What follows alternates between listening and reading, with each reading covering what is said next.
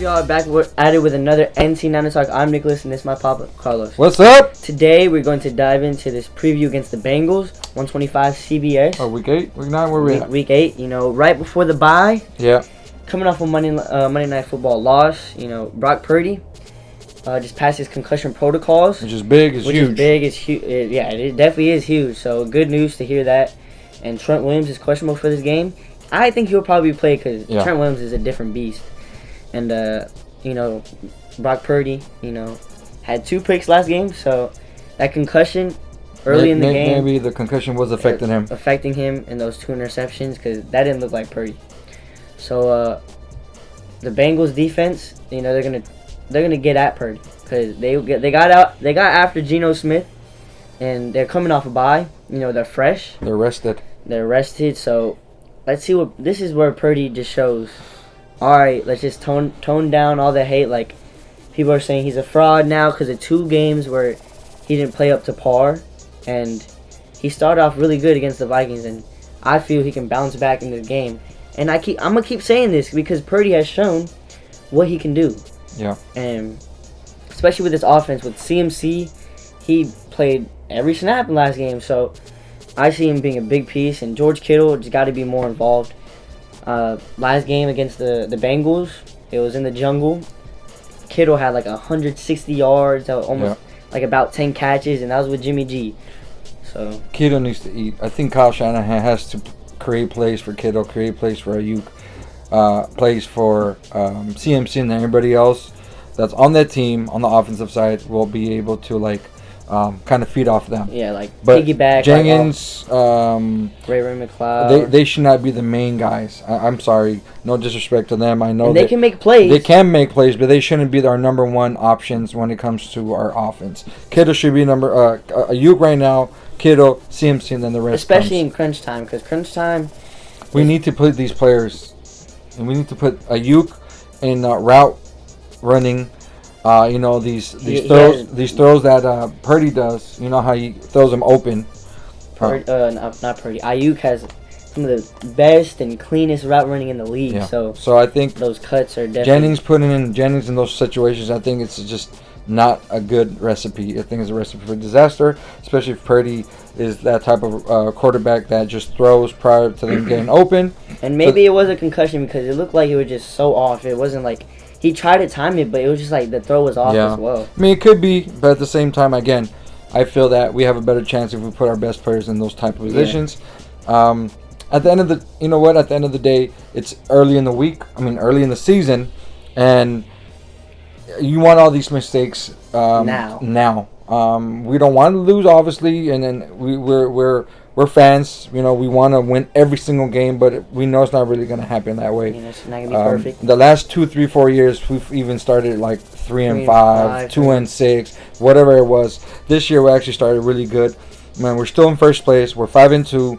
We just got to take care of business. And I think it starts not so much on our offense, to be honest with you. It starts on our defense. It's always been on our defense. Always setting the tone. So I'm just putting it out there for our defense. Our defense needs to step up this game. If we allow another quarterback to throw another 500 yards, it's a bad recipe, no matter what quarterback we have. I think it's not so much we don't have a quarterback that could throw for 400 yards. We do. However, that's not a recipe for success in the NFL, to be honest with you. Giving up 500 yards to teams that should not be getting those type of yards, it's just pointless. I feel that we got to go back to our basics. Stop blitzing. Blitz here and there. Blitz with our linebackers. Don't blitz with our safeties. Yeah. There's been times that we've blitzed with our safeties. Ufanga especially. Yeah, but there's just certain players that we blitz with, not with just anybody and everybody. And then situational blitzing. We're now that type of team. We don't need to blitz. We have probably one of the most talented defensive line. So we got to use our defensive line. And Bosa even said himself where he doesn't know why they're sending so much blitzes. And I know it's easy for us to say, we're sitting on the couch, the defense has to step up. But all these years we've seen this defense dominating on the line. Without blitzing. Yeah. So for them to play like this is just very strange. And I feel it's, Steve Wilkes. I feel he can switch it. I think so. Flip a switch. I think Kyle Shanahan, after this game, I think he realized he needs to sit down with them and say, hey, man, what are your strengths? look at your strengths, And use your strengths. You got to get used to, like, they don't have the chemistry. D'Amico Ryans and Robert Saleh. They were on the field. They're on the field. And They grew bonds, and like Steve Wilkes is still finding his way. And this defense is very talented. So any given week, this team can just turn on just like that. And don't get me wrong, they're still allowing a low percentage of points per game. We were coming number one scoring defense prior to this game. I'm probably like in the type 5 defense now, but it's not so much the points, it's just the yardage that we're giving. That we're not coming off the field on third downs. We're 3rd and 12, 3rd and 15, and they're getting first downs on us because we're blitzing. I think we should just hold the front, let them pressure, and let our linebackers and the rest cover. And like when Steve Wilkes calls man coverages, blitzes, that means we're in man coverage. The DBs are like stuck on an island and they're on their own. And our linebackers, who are the best in the league, are on the running back and they're not in the zone. With this team, zone will probably be the best option. Like you can still have man coverages, you can stop blitzes, but zone And this is not a running quarterback. All right, so Joe Burrow, he's not a running quarterback, but he's mobile. He can get out of the pocket. But he's not a typical running quarterback that we have to have a spy on. Okay, yeah. But he can be a timing type of quarterback that if you don't get pressure, if you don't sack him, if we don't get him out of his comfort zone, it may be another long day for us. So I think the Niners need to start fast, strong. 3 and outs on the defense, score on the first possession on the offense, get pretty going, get our run game going. It hasn't been going lately, last few games. CMC is like 45 yards last game, so CMC, he's still getting touchdowns. Had 2 last game, and that receiving one on the screen. Yeah. Where CMC is still going to be a beast. He's still going to get his yards, but on the run, it hasn't really looked too good. But Jordan Mason, he's still leading the league. He's still leading the league. He's still leading the league in rushing yards. Well, it's crazy. Jordan Mason didn't get any touches last week. I don't know. That's the thing. It's kind of week by week, right? Like the first 5 weeks, we were just killing it with play calling, defense. And the last 2 weeks has been like scratching our heads with the play calling from Kyle Shanahan, which I don't understand. Or maybe this offense isn't executing. It could be that as well. But could be, but then you also look at the players that he's put in those positions. Exactly. Kyle Shanahan has Kittle, has 1 catch against the Browns. Last week he kind of went off a little bit, then he kind of went away from him. Ayuk was blowing in the first half, then just does. I don't think he had a catch in the second half. 0. So I don't know. I don't know. Maybe he's experimenting because it's the beginning of the season and he's trying to see if this works here, and maybe later in the year he'll try it out. I've heard coaches do that. But, these teams that you're supposed to beat, you got to take care of business. I don't think these are the games that you want to experiment. I guess this is the type of games you want to experiment because you probably can beat them if you experiment. But you don't want to lose these games because this could cost you, the first seed.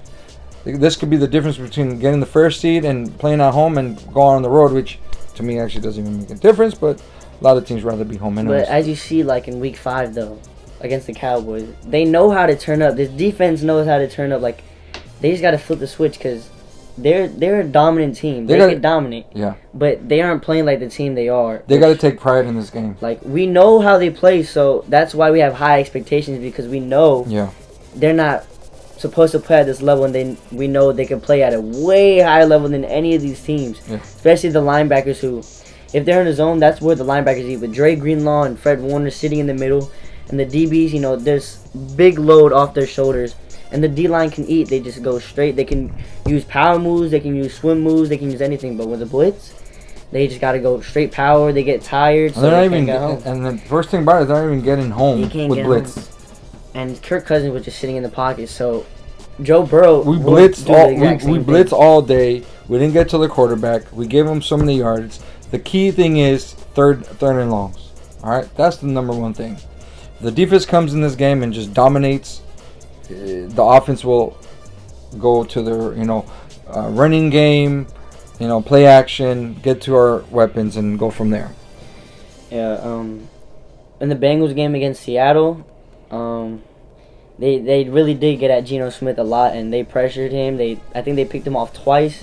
They were really physical, and I feel they're going to play exactly like that against the Niners. So the Niners got to respond, this defense and this offense. Remember, I told you every team's going to come at the Niners. with the urgency of like, okay, this is our measuring stick. And I mean, Browns, that was their measuring stick.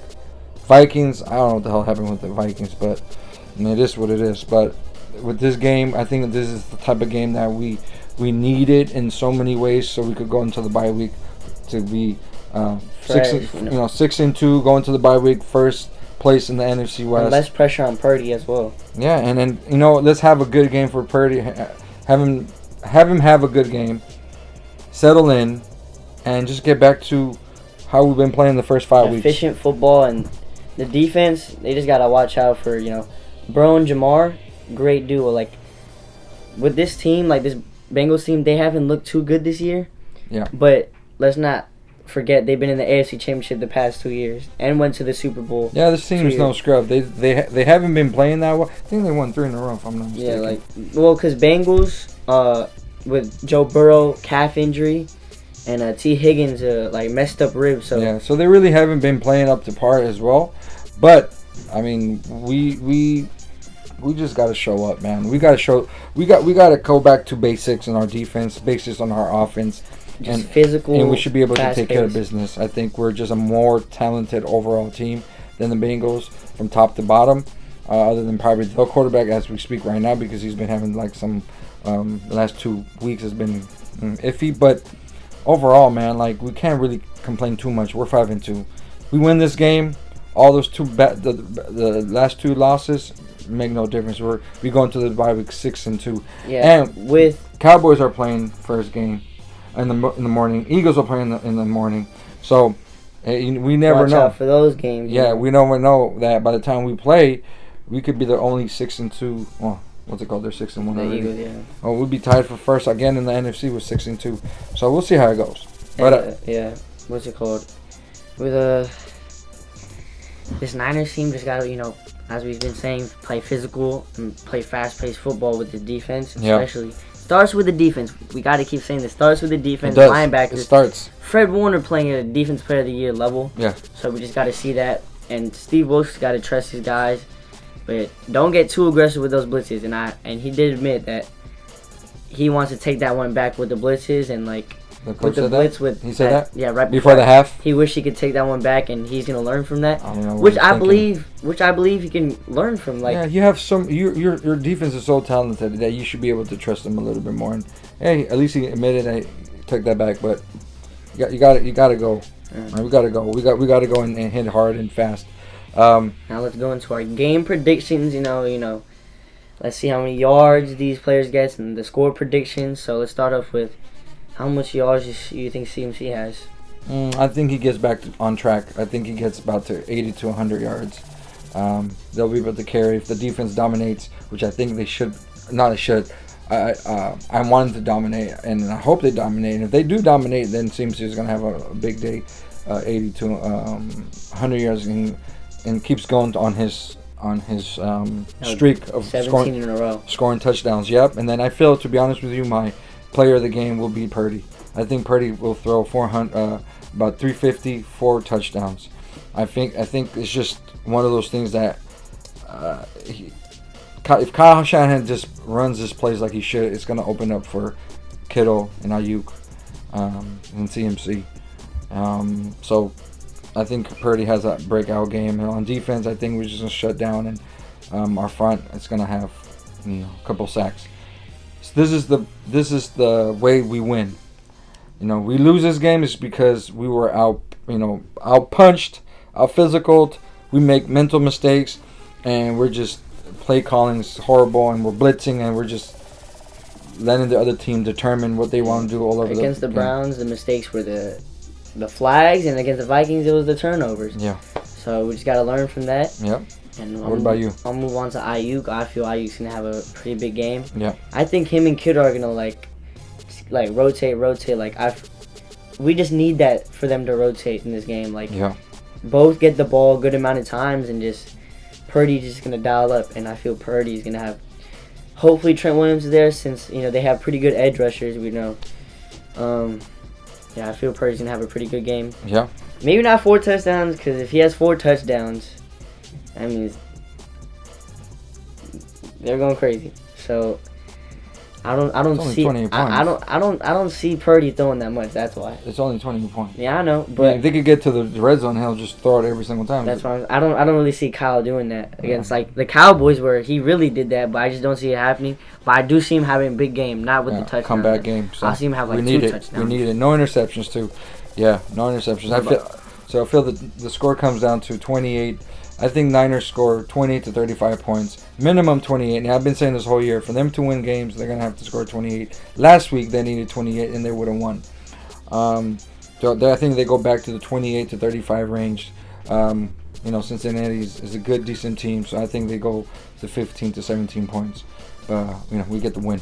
And we go down to 6-2. I think it's gonna be a pretty, not like close, but I feel the game is not gonna be closer than the score is gonna say. Like, I see Cincinnati scores at the end kind of thing. Yeah, I see like a 27 to 21 game, but I feel the Niners pull away at the end, and it's like it was 14-27 in the fourth quarter, and then Bengals go down and score or something. But I see the Niners coming out with a win, going 6-2 into the bye, and Purdy's setting all the critics up. Oh, he's a fraud, he's this, Nick Wright, and I see just Purdy just dialing up, and with these weapons, he's been working with these weapons very well, especially with Ayuk. Yep. He's been like, it's gonna happen. That interception with the Vikings, like that's gonna happen. But with Ayuk, I don't see that happening. I think the connection's gonna come back because Purdy. You know what? I live with those type of passes because you're gonna need those type of passes deep in the playoffs. Yeah. As long as he's able to throw them open, but without making those mistakes. Because the ones he threw, the first one he threw, there was no one in front of the right receiver. Bynum was behind, so he was just pretty much being like an outfielder. Yeah. The second touchdown, I don't know if he ever saw him in front of him, but it was more of those, let me force it, and then it wasn't prior. So. And I don't think that was really him because of the concussion. I don't think he's going to do that again. All good.